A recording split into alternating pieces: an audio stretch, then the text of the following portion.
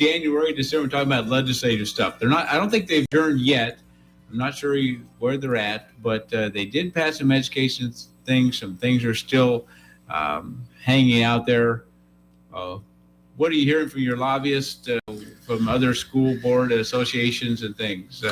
Well, from what I've heard is that there's the Republicans are spending some time. They've sent everybody home, is what I've understood right now, and their Republican leadership is trying to hash out a deal among themselves. And I think vouchers is one of the big pieces out there. The Senate has passed it.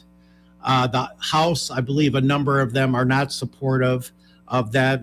I think a number of them that I have talked to agree with me that if public money is going to go to private schools, they should have the same requirements as public schools. And the current legislation doesn't say that. They get public money, but they don't have to follow the same requirements.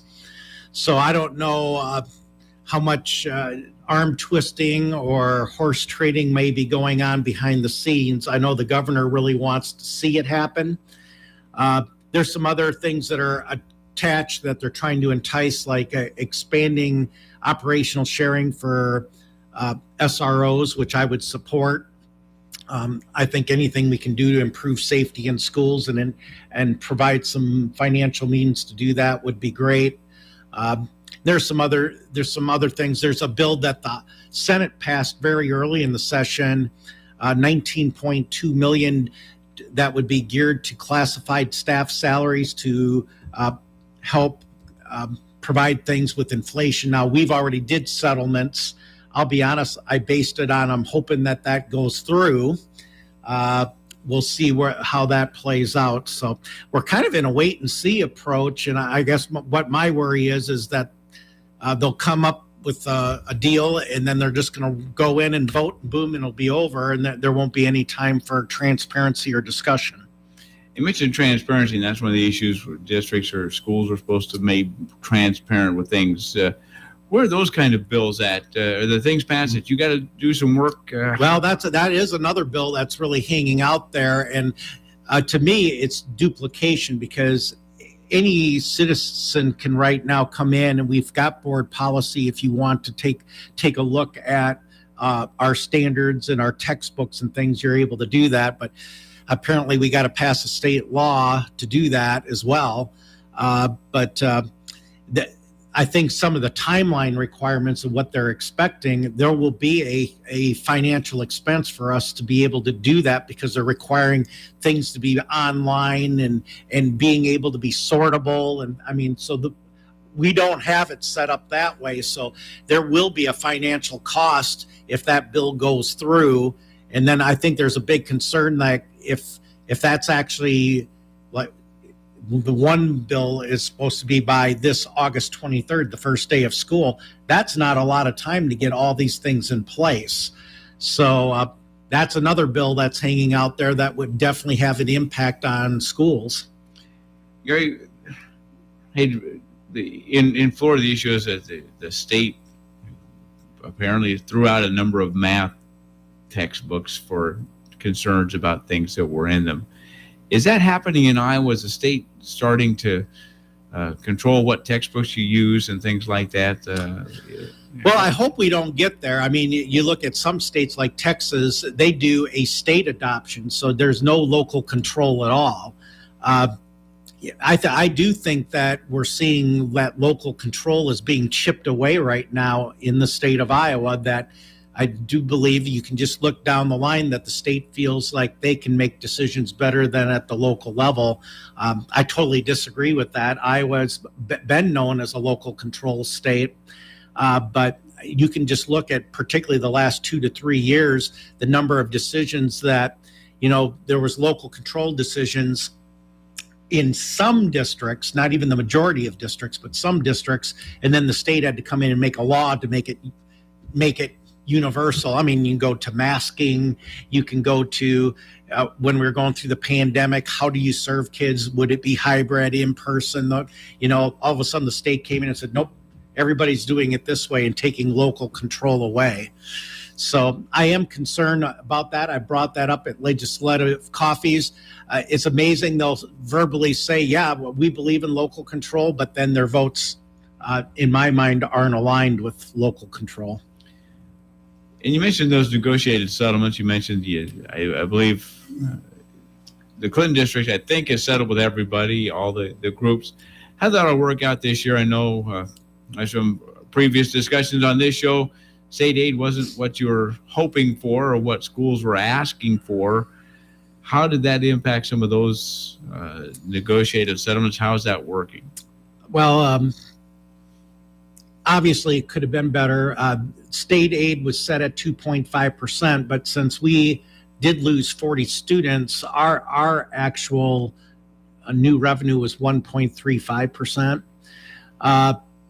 We are in relatively healthy shape financially. And then I'll be honest, we used some of the federal ESSER money for signing bonuses to help make our settlements more competitive with the private sector. So one of the things is there was a state collective bargaining law passed maybe 5 to 6 years ago that said that if you did go to arbitration with a employee group, that the arbitrator could only decide between 3% or consumer price index, whichever is lower. Well, up to this year, the consumer price index has been running 1 or 2%. So, I mean, we've been able to do that. Well, the way inflation's been lately, the consumer price index has been running 6, 7, 8%. So we felt obligated. We had to give them settlements of at least 3% just to meet that collective bargaining law. And we did that with all our negotiated groups, is that we gave, well, and in some cases, just for competition with the private sector, particularly like our paraeducators, food service, which are some of our ones that they are underpaid and we had to do a better job, though those percentages were higher. But then I think the school board, we talked to them. I think we made a great decision that we could use ESSER money for retention and signing bonuses just based on the employee shortage with the pandemic and everything. So just being able to offer that extra $800 or $500, depending on where you are as an employee, to sign your letter of assignment or contract and being willing to commit for next year on top of the negotiated settlement, I think is a sign that we're really trying to value our employees. So I know for a lot of those negotiations, they were very appreciative of that signing retention bonus.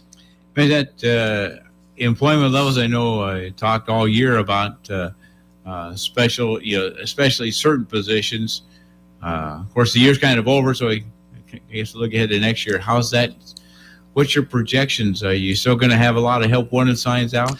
Well, right now we are, people are looking. This is the hiring and looking to move season, to be honest with you. So if you actually look on our district website and you're interested in working for us, we do have a number of openings. I think I'm especially concerned with bus drivers. There was a federal regulation that went in February that there's going to be more extensive training to get someone their CDL. We're going to have to work very hard to continue to get good quality bus drivers. And this to me is just one more barrier to get that to happen. But I've been working with Chris Turner and, one of the things is this signing bonus, but we're probably going to have to do something on top of that to maybe defer some of the expenses of this additional training that's going to be needed to get new bus drivers in. So I'll be honest, that area really concerns me, just with that federal law that went into effect. And then, just about every other area, there's help wanted signs, and we're going to do our best to fill positions. But like I think I've told you earlier this year, we did not fill all our positions this year. We've been shorthanded through the year and just been covering up.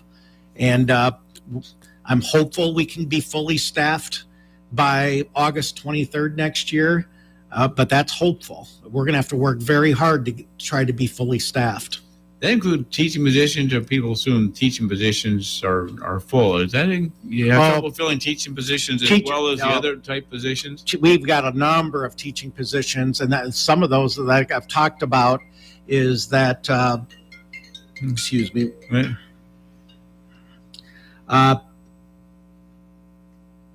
the last 2 years we've been down one science position at the high school. So I mean, there's a core area. You just can't find them. And of course, that's an area that if somebody's got that skill set in science, you can go to the private sector and probably find a more competitive salary and benefits. So right now, I think we've been fortunate. Looks like we're going to be able to fill that science position. Contracts, I think, are due to be signed by the end of today by teachers. They get 21 days. So hopefully we'll be in a position that we have that one filled. But I do know that we have a number other of teaching positions right now that are open and again, it's April, but we're going to have to work very hard to get them filled. Used to be, you think teacher positions were highly competitive to get those jobs. Don't know what it's like when you started taught over the years. If that was the case, what's happened? You got any good sense over the years of why there aren't the number of teachers out there? I really think the climate in the last 10 years has made it teaching more difficult. And I'm just wondering, I even talked to some high school kids right now, and one of them happens to have a teacher in our system. And I talked to her about, you'd be a good candidate for teaching. And she goes, yeah, but I really see what my mom's going through and the challenges. And she says, I'm not sure I want to do that. I'll be honest, back when I taught, or back when I was a student, way back then, is that, parents really supported teachers. They knew the challenges of it, and they wanted what's, best for their kids. And now you see we have a subset of our parents that are very adversarial with our teachers, and always take their child's word for everything. And it's just, I think some of our teachers do feel like they're under attack, and it just makes it hard all the time. And you hear in this legislative session about a parent's bill of rights. I've been saying to the legislators, we need an educator's bill of rights. I do think that there's some civility that needs to come back into play, and understand the challenges of that, and parents being supportive of what the teachers are trying to get done. You're not in it. If you're a teacher, you're not in it for the money. You're in it because you're trying to make a difference with kids, and that's what fundamentally that's where their value system is. And if we can maintain a safe environment where the teachers are at least respected and supported, I think that would make a difference of people going into it further. And I'm doing everything I can in our district, but it can be challenging at times to keep teachers feeling supported. And people see this on a nationwide basis, but they think it doesn't happen here. When I go to different conferences, we're all talking the same thing. In fact, I went to a national conference in California last month. And one of the things that I like about it is, okay, I'm not in the Iowa Bowl. I'm listening to superintendents all over the country. We all have what I'm talking to you about right now is what everybody's experiencing across the country. It's just amazing the similarities when you're talking. And I mean, there was superintendents from like New Jersey, Florida, South Carolina, Texas, and then obviously we're on the West Coast, so you had California, Washington, Oregon. You had some from the Midwest. You start sitting down and talking about issues in public education, and by gosh, we're all talking the same language. So it doesn't matter where you are in the United States, and I'm sure it's probably that way across the country, but this was just a national conference that we're all experiencing a lot of the same challenges. One says, get that new high school building, will that help attract teachers? Well, I would hope so. I think anytime you get to be in a new facility and have that opportunity to work with state-of-the-art equipment, and like I said, we've worked really hard to make this feel like more of a workplace and not a traditional high school. So it's our hope that when we open up phase 1 here in January, and if we're on schedule here, that people will walk through and say, wow, this does not feel like a school. It feels like a workplace environment. This is a place that would be exciting to learn. And that is our hope, that we present that. And I think that would be very appealing for teachers. You mentioned that. How's that progress going? If people kind of drive around, there's a building there now, not just dirt. Right. It would really help if our weather would level out a little bit right now. I mean, you can see how it's been for about the last 6 weeks. It's either been cold, rain, or wind. We haven't had many days. Now, it looks like today, I think we might get some wind later in the day, but we just haven't had many nice, dry, sunny, good work days, because obviously we got to get that building closed in sooner than later if we're going to get it finished. So if you drive by right now, they are putting the roof on, but we still got to get the building closed in.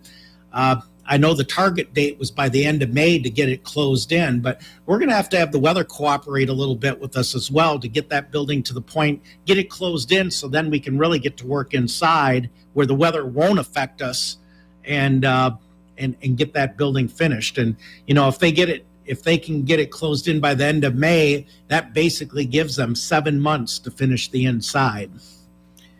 Are they projecting to be able to get done? I think end of that first semester has always been the projected time, moving over that Christmas break. Yeah, that's what they're still targeting, but I think there is a little concern with the way the weather's been the last 6 weeks. I'm hopeful that we're still on that target, that we can have that building turned over during the Christmas break. We can make the move, and then when we start school back in January, that we would be in the new academic wing. I know you probably get over there, daily, at least a couple times a week? Probably twice a week. And now I've been going up on the second and third floors. We're about done pouring the floors there. And like I said, the roof, I think, is going to be done here by the end of next week, if it's on schedule. And yesterday they were really working on the subgrade for the first floor. So I think they're getting prepared to pour that floor. So then you'll have all the floors poured. And you can see that they're putting up what they need to do to close in the walls. So all the precast walls are up for those pieces. So it's just a matter of, I'm sure it's going to be a major push to get it done. There's obviously a lot of work to do. But yeah, now you can actually walk up there and you can start to envision, this is where the science wing will be. This is where culinary will be. You can envision where the different pieces will be.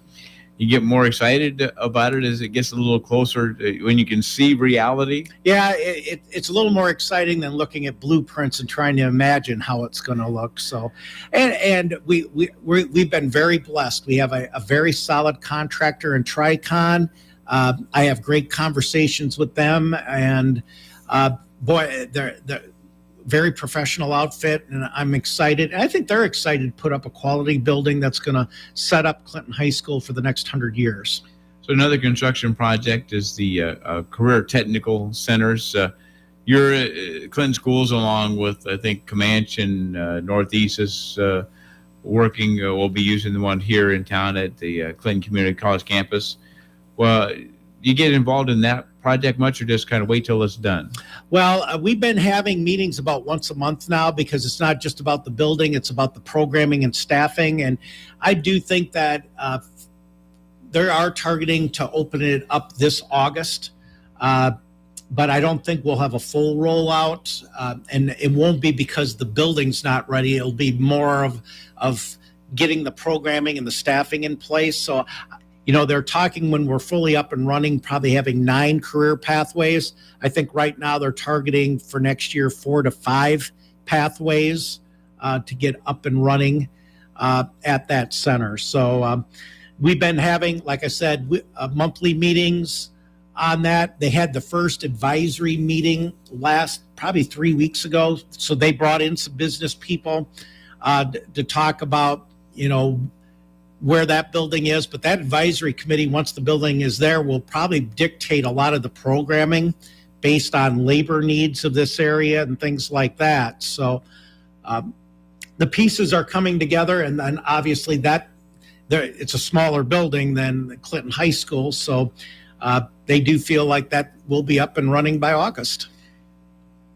Does this become more important as time goes on to make these career things available, career paths available for high school students, Gary? Well, if you follow the Future Iowa initiative, they're saying that 70% of the jobs by 2025, which that's around the corner, will require a 2-year degree or 18-month or a 1-year credential, something to that point. So if 70%, and just let's face it, most of the DNA of K-12 schools, it's always, we need to get them ready for college. We need to get them ready for and I think for a lot of our kids, they've always gotten disenfranchised if they didn't see themselves going to college. Like, well, if I'm not going to college, does that mean I'm a failure? And that's far from the truth. I mean, bottom line is there's a lot of great jobs, and we're in an area that's very heavy into manufacturing and that, and a lot of our business partners would say, we need people that have those 18-month to 2-year credentials, and they can have very well-paid jobs and raise families and stay in this area. We need that educational component to fit in with what the labor force demands are in Eastern Iowa. And I really do feel if you build it, they will come. I really suspect that building, once we get that up and going, will be one that'll probably be starting at 7 a.m. and running to 8 or 9 p.m. I can see adult education classes and retraining opportunities and things going on. I think it'll be very exciting for this area of the state. Gary, we promised Cindy, we tell her she wants all the plugs she can get, trying to pay off some pass-through lunch counts. You mentioned that to people, they maybe don't realize how big of an issue that is for the schools.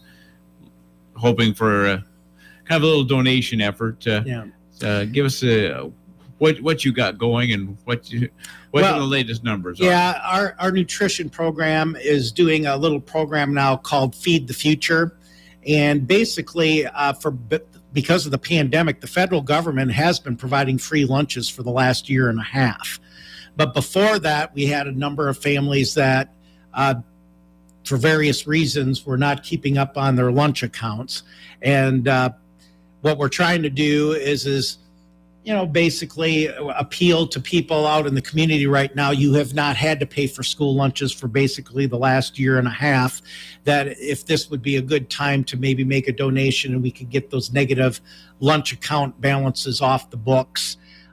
We are hearing from the federal government that this subsidy will end this year, and that it will go back to next year where you'll have to qualify for free or reduced lunch. So that'll be the other qualifier, is we've gotten used to everybody has been eating based off the federal subsidy, and it sounds like next year we'll go back to, if you qualify, you'll have to apply and go through that, and then the rest of us will be paying for breakfast and lunch again. And that's a big dollar amount.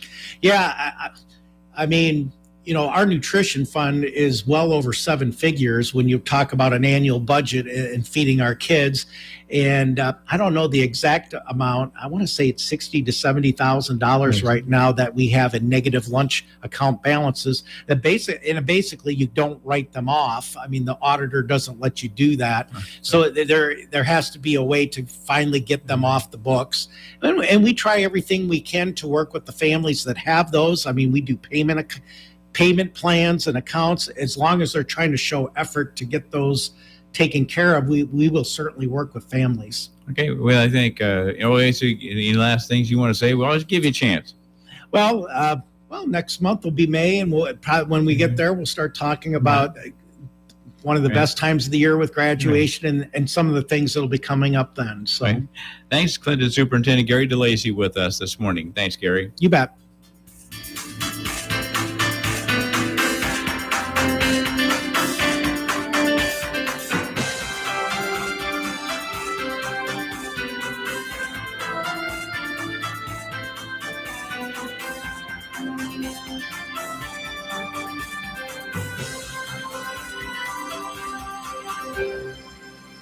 You're listening to AM 1340 KROS, Clinton, Iowa. FM 105.9.